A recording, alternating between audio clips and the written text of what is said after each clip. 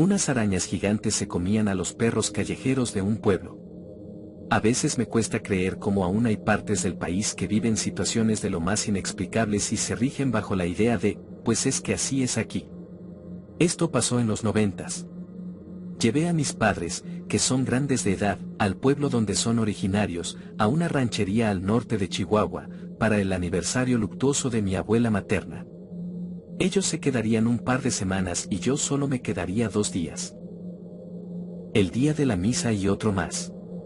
Cuando llegamos vi que había mucho perro callejero, y es normal verlos en los ranchos, pero me sorprendió que, a pesar del horrible calor que había, los perros estaban muy sanos, con buen peso y buen pelaje. La misma gente del rancho los atendía, pero digamos que no velaban al 100% por ellos. Platicando con la familia les digo que tengo muchas ganas de cazar, y me contaron que ya medio se puede, pero que en este preciso momento no es conveniente. Me dijeron que ahorita es temporada de las arañas de cobre en las minas abandonadas y que estarán dando sus vueltas por la zona por el calor que hace. Yo en la boba pensé que se referían a arañas simples, como las que encuentras en un desierto o pastizal, pero cuando un vecino dijo que ya no traten de bajar a llevarse los perros porque aún se ven muchos por la ranchería, me sacó de onda. Pregunté que cómo era posible que se llevaran a los perros. Se los juro que los del rancho, de lo más normal y simple, me dicen que esas arañas han de estar como de 1 metro de altura, de las puras patas, y de cuerpo, del tamaño de aquel huerco, y me apuntan a un niño que estaba allí como de 3 años. Yo solté la carcajada pensando que me estaban cotorreando, pero cuando vi a todos muy serios, mejor decidí no seguir el tema y ya se pusieron a hablar de cosas propias del aniversario luctuoso. Cuando le pregunté a mi mamá que si era verdad lo de las arañas, me dijo que son muy famosas aquí, pero que ella jamás ha visto una. Pero de joven, en épocas de calor, le tocó ver a mucho perro seco en los senderos, y que tienen la creencia de que esos perros no se los llevan porque las arañas saben distinguir cuando un perro tiene parásitos en la panza. Mi mamá me dejó con más dudas que respuestas, y me fui con mi papá a preguntarle. Él no es oriundo de esa ranchería, pero sí de una que estaba como a media hora al norte, y me dijo que era verdad, que él vio a un centenar de perros secos y una vez vio una araña caminar arrastrando un perro y llevándolo a las montañas. Me dejaron loco todos los del rancho y ya no quise tocar más el tema. Esa noche en el velorio llegó más familia y conocidos, y entre ellos llegó un señor que vivía en el Estado de México y trabajaba en Pemex. Al parecer él y yo éramos los únicos que no fueron criados aquí. Cuando me le acerco resultó ser un primo muy lejano de la familia, y cuando ya hubo un poco más de confianza le comenté que si sabía de las mentadas arañas gigantes de las minas. Me contesta como emocionado que sí, que por qué lo digo, que si yo también vi una. Le digo que no, que ese es el problema, que es imposible que existan, y ahora resulta que él también cree en ellas. Me dijo que no solo cree, que él vio a 2 hace como 20 años. Sorprendido de cómo alguien de la ciudad diga que hasta ya las vio me dejó más impresionado aún.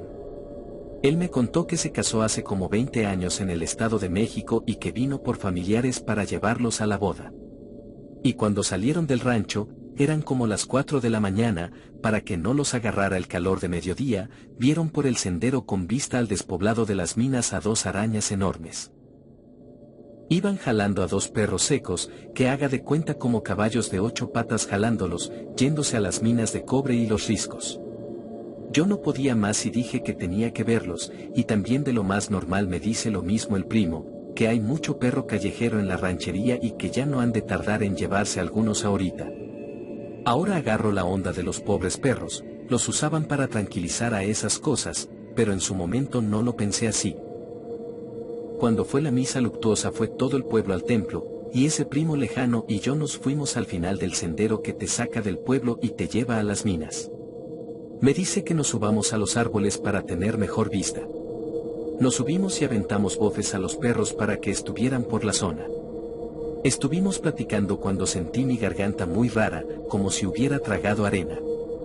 Cuando volteo a ver a mi primo, él estaba mirando fijamente con los ojos bien pelones. Sentí como algo se apoyó en mi hombro y cuando volteo de reojo veo que es como un tubo forrado de pelos de todos los tamaños.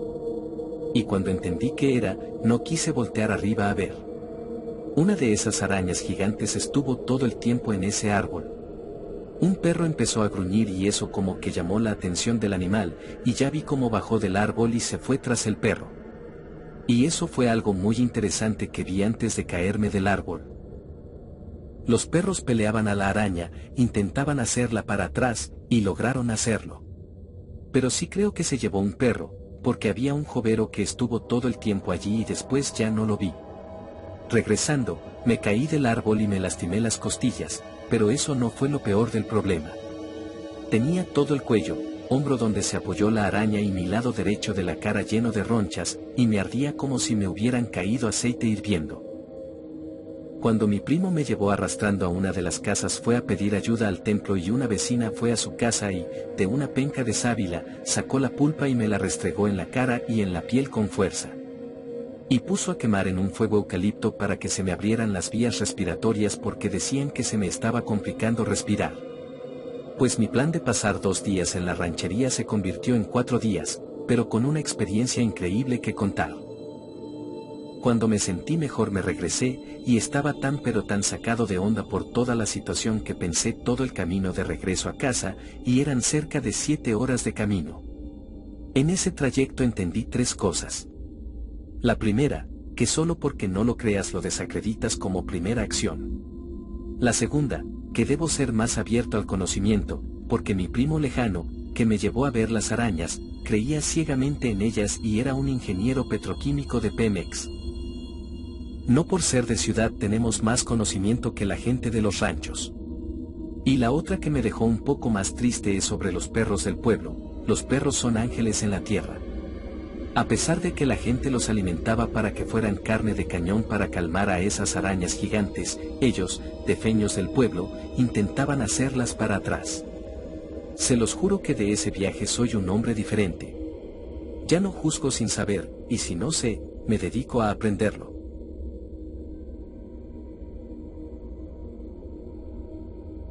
Una araña gigante apareció en una casa y corrió a sus habitantes. Cuando vivía en el Estado de México conocí a una familia que llegó a una casa sin habitar, a metros de la mía, y simplemente se metieron a vivir hasta que alguien los sacara. Así vivieron cerca de 2 años. En una ocasión apareció el dueño del predio y quiso sacarlos. Por más que metieron abogados, nada. Llegaba la policía y se armaba la campal y nada.